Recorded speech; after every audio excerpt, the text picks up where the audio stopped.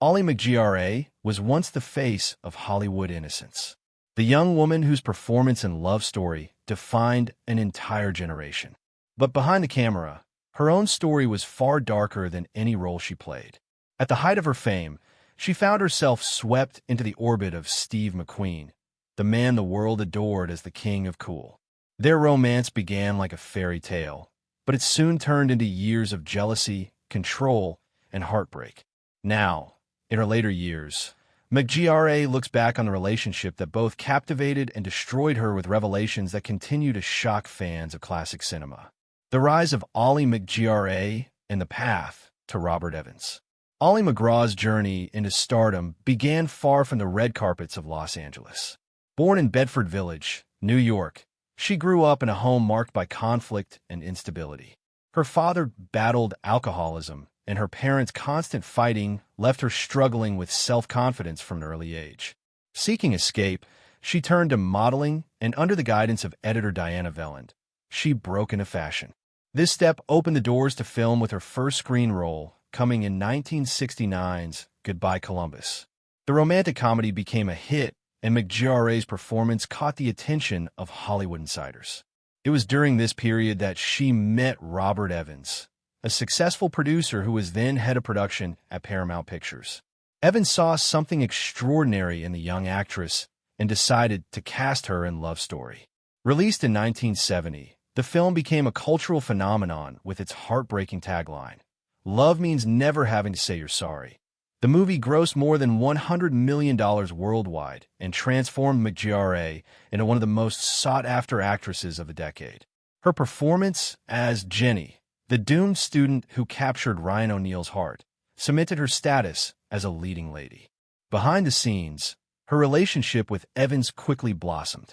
They married in 1969, and in 1971, they welcomed their only child, Joshua.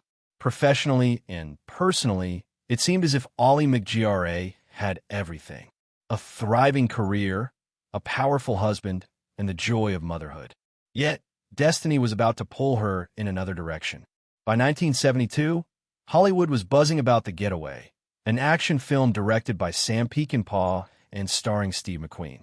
Evans secured the role of McQueen's wife for MacGraw, a decision that would change the course of her life forever. At first, she hesitated, worrying about leaving her young son. But as she later admitted in her 1991 memoir, Moving Pictures, the real reason was different. She already sensed the danger of working so closely with McQueen. "I knew I was going to get in some serious trouble with Steve," she confessed. And she was right.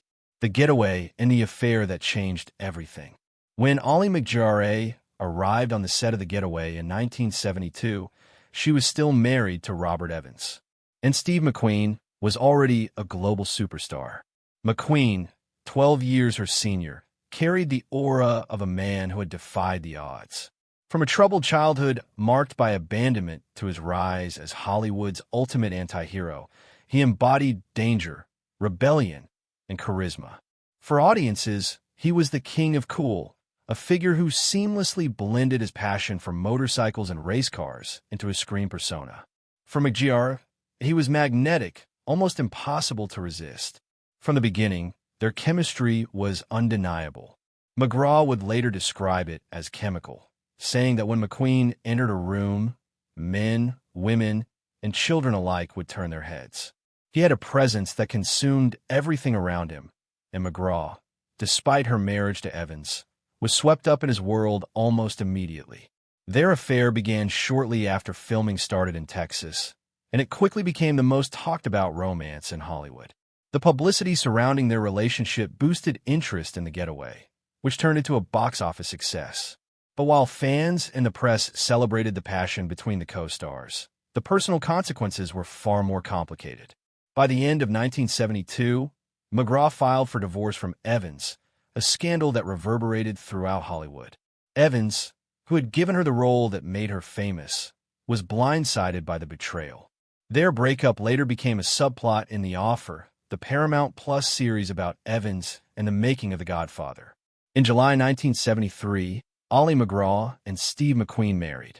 Their union had the glamour of a Hollywood fairy tale. But the reality was far less romantic. McQueen insisted that MacGraw sign a prenuptial agreement guaranteeing she would not seek money in the event of divorce. More importantly, he demanded that she abandon her acting career entirely. At the very height of her fame, MacGraw stepped away from Hollywood to fulfill his expectations. She later admitted that she agreed out of fear of losing him, even though it meant silencing her own ambitions. Life with Steve McQueen, control, jealousy, and sacrifice. At first, married life in Malibu seemed idyllic.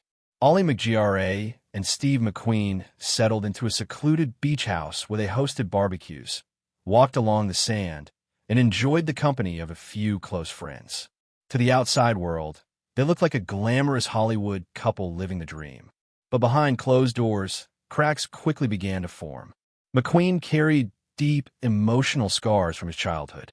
Abandoned by his father and sent away by his mother, he grew up distrustful, especially of women. Those insecurities resurfaced in his marriage.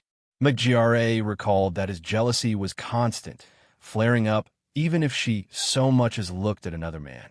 Yet, paradoxically, McQueen himself openly flirted with other women and was rumored to have multiple affairs during their time together. One of the most painful sacrifices for MacGraw was giving up her career. McQueen, then the highest-paid actor in the world, told her he didn't want a working wife. He was the biggest movie star in the world, and he didn't want me to work, she admitted years later. Out of love and fear of losing him, she walked away from Hollywood. Instead of attending premieres and working on new scripts, she became a full-time homemaker, raising her son Josh from her marriage to Robert Evans while catering to McQueen's needs. In her memoir, she admitted she played cook, cleaning lady, simple woman to the hilt.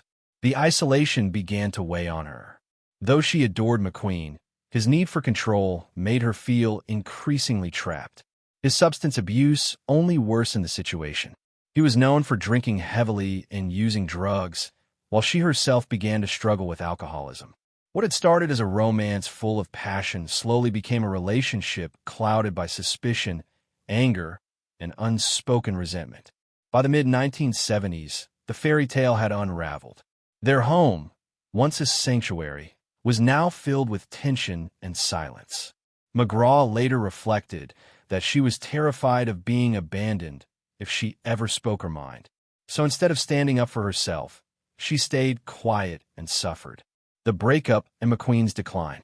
By 1976, the strain of Ali MacGraw and Steve McQueen's marriage could no longer be hidden.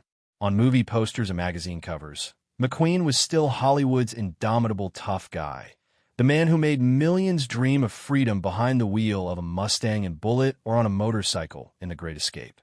But at home, the reality was far less heroic. His addictions had tightened their grip on him.